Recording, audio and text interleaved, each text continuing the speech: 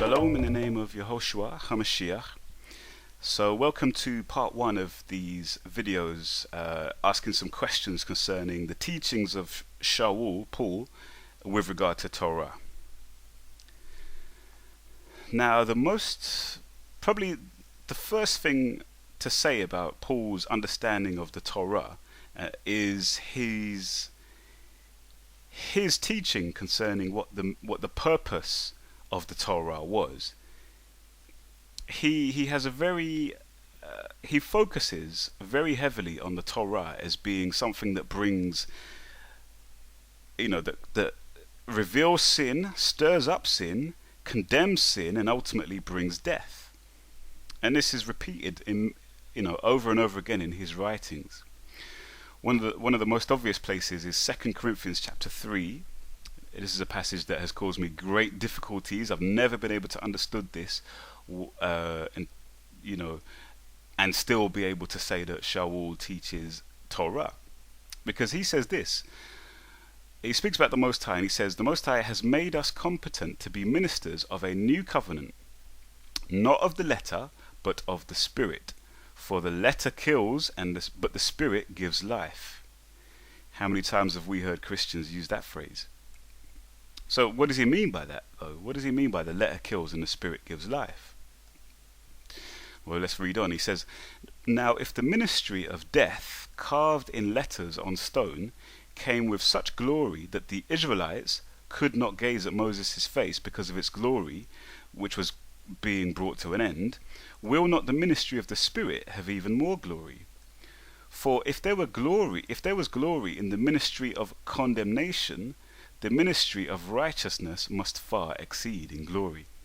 So he's comparing two things. He's comparing, in his understanding, the New Testament covenant and the Old Covenant, and then he says that he and his colleagues are ministers of the New Covenant, not of the Old Covenant. Ministers of and he says, look, of the Spirit, not of the letter. And then he says that Moses was the one who brought the letter, and Moses was this letter that he brought was the ministry of death. That was what Moses' ministry was about, ministry of death, carved on letters. And then he says that he and his colleagues, Paul and his colleagues, are bringing the ministry of the Spirit. Then again, he says, he speaks about the ministry of condemnation, speaking about Moses again, speaking about Moshe. And compares it with his ministry, which is the ministry of righteousness, the service of righteousness. So you see this negativity that Paul has concerning the Torah. He calls it ministry of death, ministry of condemnation, the letter which kills. And he kind of breaks it down a little bit more in some of his other writings, what exactly he means by that. For example, if you go to Romans chapter 3, verse 20, he says, "By the works of the law," or by the works of Torah, let me look at it in the scriptures. "Therefore by the works of Torah no flesh shall be declared right before him," that's the Most High, "for by the Torah is knowledge of sin." So for Paul, the purpose of the Torah was to bring awareness and knowledge of sin.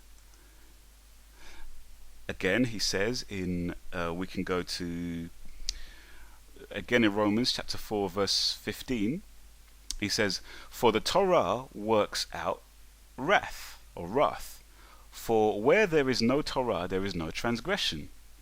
Again, this idea that the Torah shows sin and condemns sin, and so the Torah brings the wrath of the Most High.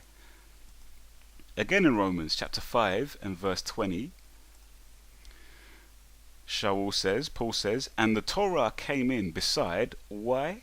"So that the trespass would increase," so that sin would increase. So he's saying that the purpose of the Torah was to make sin increase.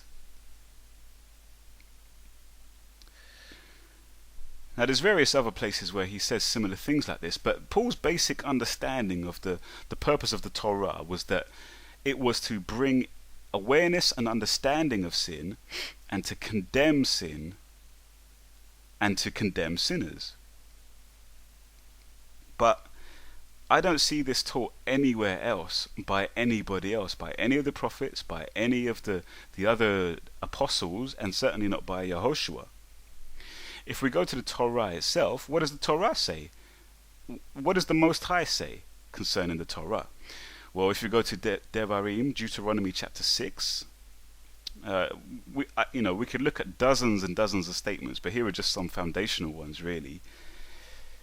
It says, "This is the command, the laws, the right rulings which Yahweh, your mighty one, has commanded to teach you to do in the land which you are passing over to possess, so that you fear Yahweh, your mighty one, to guard all his laws and all his commandments which I command you, you and your son and your grandson, all the days of your life, and that your days be prolonged." So that your days be prolonged.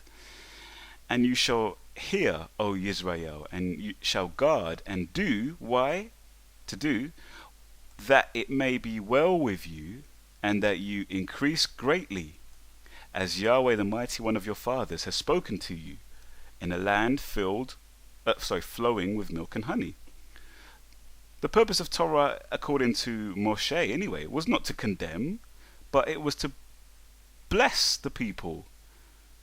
He says, "Do the commandments so that your days be prolonged. Do the commandments that it may be well with you and that you increase greatly."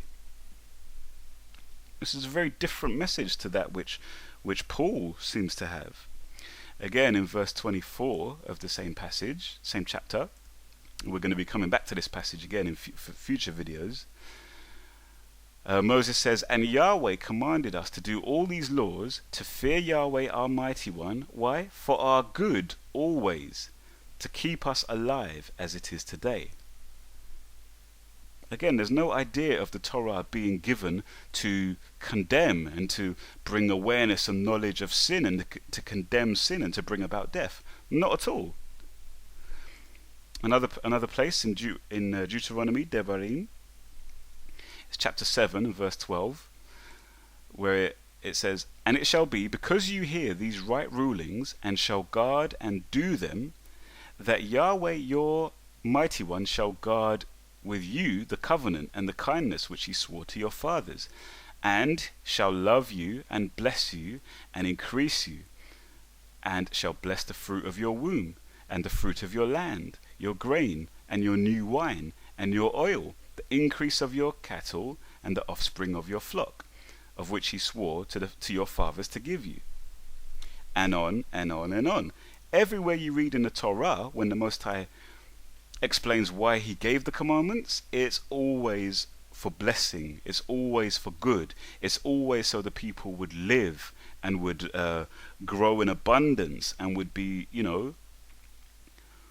blessed bountifully if the people would walk in Torah. So this is probably a foundational problem that I have with Paul's teaching, is that his understanding of why the Torah was given goes right against the understanding of Moses and goes right against the understanding of the prophets, and it's from this foundational understanding of the Torah, this is the foundation from where Paul goes off, and all the things he says about the Torah in Romans, Galatians, and his letters to the Corinthians all stem from this understanding, this foundational understanding that he has, that the Torah was given basically to show sin, to stir up sin, to condemn sin, and to condemn sinners, and to bring death. Whereas, as we've seen, according to the Torah itself, and this message is repeated over and over and over again by all the rest of the prophets, and by Yehoshua, and by the other apostles, according to them, the purpose of the Torah was for good and only good to the children of Israel and all Goyim, or Gentiles, who would choose to keep the commandments.